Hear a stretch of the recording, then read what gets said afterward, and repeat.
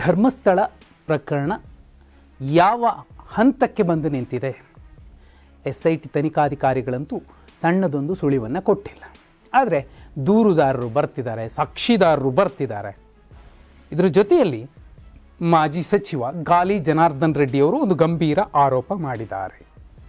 ಈ ಎಲ್ಲ ಪ್ರಕರಣದ ಸೂತ್ರಧಾರರೊಬ್ಬರಿದ್ದಾರೆ. ಅವರು ತಮಿಳುನಾಡಿನ ಕಾಂಗ್ರೆಸ್ ಸಂಸದ ಸಸಿಕಾಂತ್ ಸೆಂಥಿಲ್ ಅನ್ನುವಂತಹ ಗಂಭೀರ ಆರೋಪವನ್ನು ಮಾಡಿದ್ದಾರೆ. ಒಬ್ಬ ಸಂಸದನ ವಿರುದ್ಧ ಗಾಲಿ ಜನಾರ್ದನ್ ರೆಡ್ಡಿ ಅವರು ಗಂಭೀರ ಆರೋಪ ಮಾಡಿದ್ದಾರೆ.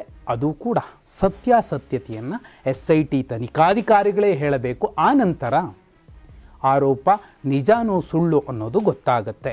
ಒಂದು ವೇಳೆ ಅದು ಸುಳ್ಳಾಗಿದ್ರೆ ಗಾಲಿ ಜನಾರ್ದನ್ ರೆಡ್ಡಿ ಅವರ ವಿರುದ್ಧ ಸಸಿಕಾಂತ್ ಸೆಂಥಿಲ್ ಅವರು ಕೂಡ ಕಾನೂನಿನ ಕ್ರಮವನ್ನು ಜರುಗಿಸುವಂತೆ ಮನವಿ ಮಾಡಬಹುದು ಅಥವಾ ದೂರು ಸಲ್ಲಿಸಬಹುದು.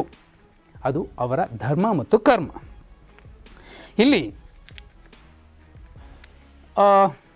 ಒಂದು ಕಡೆ ಆ ಸಂಬಂಧಪಟ್ಟ ಕ್ಷೇತ್ರದ ಪ್ರಮುಖರು ಕೂಡ ಒಂದು ಕ್ಲಾರಿಟಿಯನ್ನು ಕೊಟ್ಟಿದ್ದಾರೆ.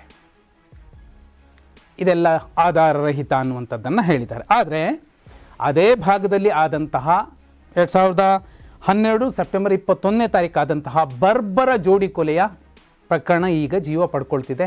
ಅದು ಆನೆ ಮಾವುತ ನಾರಾಯಣ ಸಫಲ್ಯ ಮತ್ತು ಯಮುನಾ ಸಫಲ್ಯ ಅಣ್ಣ ತಂಗಿ ಇಬ್ಬರೂ ಕೂಡ ಬರ್ಬರವಾಗಿ ಕೊಲೆ ಆದರೂ ದರೋಡೆಕೋರರು ಕೊಲೆ ಮಾಡಿದ್ರು ಅನ್ನುವಂತೆ ಬಿಂಬಿಸಲಾಗಿತ್ತು. ಆದರೆ ಆ ಚಿಕ್ಕ ಮನೆಯಲ್ಲಿದ್ದಂತಹ ಯಾವುದೇ ಆಭರಣ ಹಣವನ್ನು ಯಾರೂ ಕದ್ದಿರಲಿಲ್ಲ. ಆ ಕಾರಣಕ್ಕೋಸ್ಕರನೇ ಈಗ ಆ ಮಾವುತನ ಮಗ ಮತ್ತು ಮಗಳು ಬಂದು SIT ತನಿಖಾಧಿಕಾರಿಗಳಿಗೆ ದೂರನ್ನು ಕೊಟ್ಟಿದ್ದಾರೆ, ನಮಗೆ ನ್ಯಾಯ ಕೊಡಿಸಿ ಅಂತ. ಇದೇ ಮಾವುತ ನಾರಾಯಣ ಸಫಲ್ಯ ಅವರ ಪತ್ನಿ ಸುಂದರಿಯವರು 2013ರಲ್ಲಿ ಬರೆದುಕೊಟ್ಟಿದ್ದಂತಹ ದೂರು ಕೂಡ ಸ್ಪಷ್ಟವಾಗಿ ಆ ಕ್ಷೇತ್ರದ ಮೇಲೆ ಗಂಭೀರವಾದಂತಹ, ಕ್ಷೇತ್ರದ ಕೆಲವರ ಮೇಲೆ ಗಂಭೀರವಾದಂಥ ಆರೋಪವನ್ನು ಮಾಡಿತ್ತು. ಆ ಆರೋಪ ಈಗ ಮರುಜೀವ ಪಡೆದುಕೊಂಡಿದೆ. ಬೇರೆ ಬೇರೆ ಪ್ರಕರಣಗಳು ಬೇರೆ ಬೇರೆ ರೀತಿಯಲ್ಲಿ ಚರ್ಚೆ ಆಗ್ತಿದ್ದಾವೆ.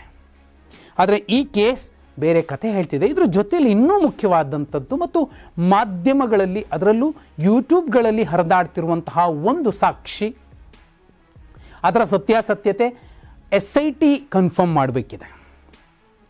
ಒಡನಾಡಿ ಸಂಸ್ಥೆಯ ಸ್ಟ್ಯಾನ್ಲಿಯವರು ಅವರಿಗೆ ಯಾರೋ ಒಬ್ಬರು ಬಂದು ನಾನು ಸೌಜನ್ಯ ಪ್ರಕರಣದ ಸಾಕ್ಷಿ ಹೇಳ್ತೀನಿ ಅಂತ ಹೇಳಿದರು ಅನ್ನುವಂಥದ್ದನ್ನು ಅವರ ಹೇಳಿಕೆಯ ಸಮೇತ ನಿಮ್ಮ ಲಯನ್ TV ನಿಮ್ಮ ಮುಂದೆ ಪ್ರಸ್ತುತಪಡಿಸಿತ್ತು. ಆ ಹೆಣ್ಣು ಮಗಳದ್ದು ಎನ್ನಲಾಗ್ತಿರುವಂತಹ ಒಂದು ಆಡಿಯೋ ಸಾಕಷ್ಟು ಯೂಟ್ಯೂಬ್ ಚಾನಲ್ಗಳಲ್ಲಿ ವೈರಲ್ ಆಗ್ತಿದೆ. ಆಕೆಯದ್ದ ಅಲ್ವಾ? SIT ಹೇಳಬೇಕು, ಆ ಸಾಕ್ಷಿಯನ್ನು ಕರೆಸಿ ಕೇಳುವಂತಹ ಸಾಧ್ಯತೆಗಳು ನಿಚ್ಚಳವಾಗಿದೆ. ಆ ಹೆಣ್ಣು ಮಗಳು, ಆ ಸೌಜನ್ಯ ಅನ್ನುವಂತಹ ಹೆಣ್ಣು ಮಗಳಿಗೆ ಒಂದು ದೌರ್ಜನ್ಯ ಆಯಿತು, ಕೊಲೆ ಆಯಿತು, ಆ ದಿನ ನಾನು ಕಂಡದ್ದೇನು ಅನ್ನುವಂಥದ್ದನ್ನು ಎಳೆ ಎಳೆಯಾಗಿ ಬಿಚ್ಚಿಡ್ತಿದ್ದಾರೆ. ಒಂದು ವೇಳೆ ಈಗೇನು ಒಡನಾಡಿ ಸಂಸ್ಥೆಯ ಮೂಲಕ SIT ತನಿಖಾಧಿಕಾರಿಗಳನ್ನು ಭೇಟಿ ಮಾಡಿ ಸಾಕ್ಷಿ ಹೇಳೋದಕ್ಕೆ ಸಿದ್ಧವಾಗಿರುವಂತಹ ತಾಯಿ ಯಾರಿದ್ದಾರೆ, ಆ ತಾಯಿಯ ಸಾಕ್ಷಿ ನಿಜವಾದರೆ ಈ ಸೌಜನ್ಯ ಪ್ರಕರಣಕ್ಕೆ ಸ್ಫೋಟಕ ಸಾಕ್ಷಿಯಾಗುತ್ತೆ ಮತ್ತು ಆ ಹೆಣ್ಣು ಮಗಳಿಗೆ ನಿಜವಾದ ನ್ಯಾಯ ಸಿಗುತ್ತೆ. ಸರಿಯಾದ ರೀತಿಯಲ್ಲಿ ಕಾನೂನಿನ ವಿಶ್ಲೇಷಣೆ ಆದರೆ, ಸಾಕ್ಷಿದಾರರ ಗಟ್ಟಿಯಾಗಿ ನಿಂತ್ಕೊಂಡ್ರೆ SIT ತನಿಖಾಧಿಕಾರಿಗಳು ಕೂಡ ಆಕೆಯ ಹೇಳಿಕೆಯನ್ನು ಕೇಳಿಸಿಕೊಂಡು ಅನಂತರದಲ್ಲಿ ತನಿಖೆಯ ಭಾಗವಾಗಿ ಆ ಪ್ರಕರಣವನ್ನು ತೆಗೆದುಕೊಂಡ್ರೆ, ಯಾಕಂದರೆ SIT ರಚನೆ ಆಗಿರುವಂಥದ್ದು ಅಷ್ಟು ವರ್ಷದ್ದು, ಸುಮಾರು 20 ವರ್ಷದ್ದೇನೋ ಇದೆ, ಆ ವರ್ಷದಲ್ಲಿ ಸೌಜನ್ಯ ಪ್ರಕರಣ ಕೂಡ ಬರುತ್ತೆ. ಆ ಕಾರಣಕ್ಕೋಸ್ಕರ ಈ ಪ್ರಕರಣವನ್ನು ಕೂಡ ತಗೋಬಹುದು, ಸೌಜನ್ಯ ಪ್ರಕರಣವನ್ನು. ಇದೆಲ್ಲದರ ಜೊತೆಗೆ ಈಗ ಚರ್ಚೆ ಆಗ್ತಿರೋ ಮತ್ತೊಂದು ಸಂಗತಿ ಏನಂದರೆ, ಭೀಮಾ ಆತ ವಿಟ್ನೆಸ್ ಪ್ರೊಟೆಕ್ಷನ್ ಸ್ಕೀಮ್ 2018 ಪ್ರಕಾರ ಸಾಕ್ಷಿ ಹೇಳಿದ್ದ. CRPC 164 ಅಡಿಯಲ್ಲಿ ಜಡ್ಜ್ ಮುಂದೆ ತಪ್ಪೊಪ್ಪಿಗೆ ಹೇಳಿಕೆ ಕೊಟ್ಟಿದ್ದ. ಇದೆಲ್ಲದರ ಮಧ್ಯೆ ಆತನನ್ನು ಅರೆಸ್ಟ್ ಮಾಡಲೇಬೇಕು, ಯಾಕೆ ವಶಕ್ಕೆ ತಗೊಂಡಿಲ್ಲ ಅನ್ನುವಂತಹ ವಿಪಕ್ಷಗಳ ವಾದ ಮತ್ತು ಕಾಂಗ್ರೆಸ್ನ ಕೆಲ ನಾಯಕರ ವಾದ ಎಲ್ಲವನ್ನೂ ಪರಿಗಣಿಸಿ SIT ತನಿಖಾಧಿಕಾರಿಗಳೇನಾದ್ರೂ ಭೀಮನನ್ನು ಅರೆಸ್ಟ್ ಮಾಡಲೇಬೇಕು ಅನ್ನುವಂತಹ ನಿರ್ಧಾರಕ್ಕೆ ಬರೋಕ್ಕೆ ಸಾಧ್ಯ ಇದೆ. ಹೇಗೆ? ಸುಳ್ಳು ಮಾಹಿತಿ ನೀಡಿದ ಅನುಮಾನವನ್ನು ವ್ಯಕ್ತಪಡಿಸಿ ಕೋರ್ಟ್ಗೆ ಆ ಅನುಮಾನಕ್ಕೆ ಪೂರಕ ಸಾಕ್ಷಿಯನ್ನು ಒದಗಿಸಿದ್ರೆ ಕೋರ್ಟ್ ಆತನನ್ನು ವಶಕ್ಕೆ ಪಡೆಯಲು ಅನುಮತಿ ನೀಡಬಹುದು. ಇದು ಒಂದು.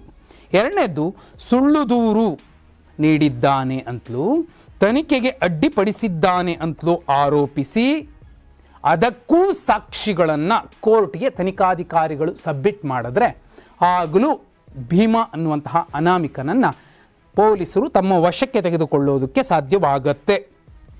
ಇದಲ್ಲದೆ ಅನಾಮಿಕ ಹೇಳ್ತಿರುವಂಥದ್ದು ಸುಳ್ಳು ಎಂಬುದನ್ನು ಸಾಬೀತುಪಡಿಸಬೇಕು. ಅದಕ್ಕೆ ನಿಖರ ಕಾರಣ ಮತ್ತು ಸಾಕ್ಷಿಗಳನ್ನು ತನಿಖಾಧಿಕಾರಿಗಳು ಕೋರ್ಟ್ಗೆ ಕೊಟ್ಟರೆ ಆಗ ಸಾಧ್ಯವಾಗತ್ತೆ. ಅನಂತರದಲ್ಲಿ BNS 209, 227, 229 ಅಡಿ ದೂರು ದಾಖಲಿಸೋದಕ್ಕೆ ಅಗತ್ಯ ಕ್ರಮಗಳನ್ನು SIT ತನಿಖಾಧಿಕಾರಿಗಳು ಮಾಡಬಹುದು. ಇದೆಲ್ಲಕ್ಕಿಂತಲೂ ಮಿಗಿಲಾಗಿ ಉತ್ಖನನ ಸಂದರ್ಭದಲ್ಲಿ ಏನೇನೂ ಸಿಕ್ಕಿಲ್ಲ ಅನ್ನುವಂಥದ್ದೇ ಏನಾದರೂ ನಿಜವಾದರೆ ಆಗಲೂ ಸಹ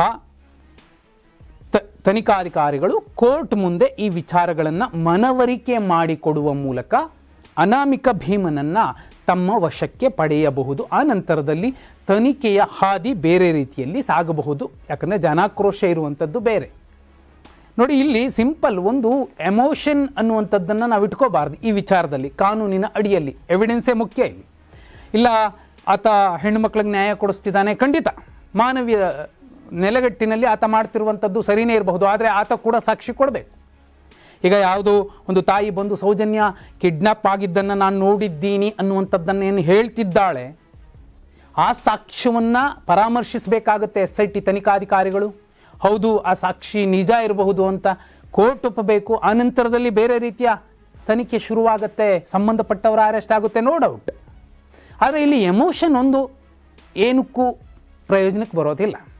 ಕಾನೂನಿನ ಚೌಕಟ್ಟಿನಲ್ಲಿ ತನಿಖಾಧಿಕಾರಿಗಳು ಮುನ್ನುಗ್ಗುತ್ತಿರುವಂತಹ ಸಂದರ್ಭದಲ್ಲಿ ಗಾಲಿ ಜನಾರ್ದನ್ ರೆಡ್ಡಿ ಅಲ್ಲ, ಈ ದೇಶದ ಗೃಹ ಸಚಿವರೇ ಆರೋಪ ಮಾಡಿದ್ರೂ ಕೂಡ ಕೋರ್ಟ್ ತನ್ನ ಕೆಲಸವನ್ನಷ್ಟೇ ಮಾಡುತ್ತೆ.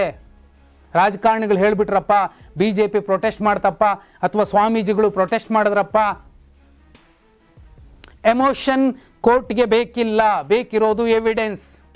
ಈ ನೆಲದ ಕಾನೂನು ಎಷ್ಟು ಗಟ್ಟಿಯಾಗಿ ದೃಢವಾಗಿ ಇದೆ ಅಂದರೆ ಎಂತೆಂಥ ಅತಿರಥ ಮಹಾರಥರೇನೆ ಕೊನೆಗೆ ಕಂಬಿಗಳ ಹಿಂದೆ ಬಂದು ನಿಲ್ಲುವಂತೆ ಆಗಿದೆ. ಅದು ಕಾನೂನು, ಎಮೋಷನ್ ಅಲ್ಲ.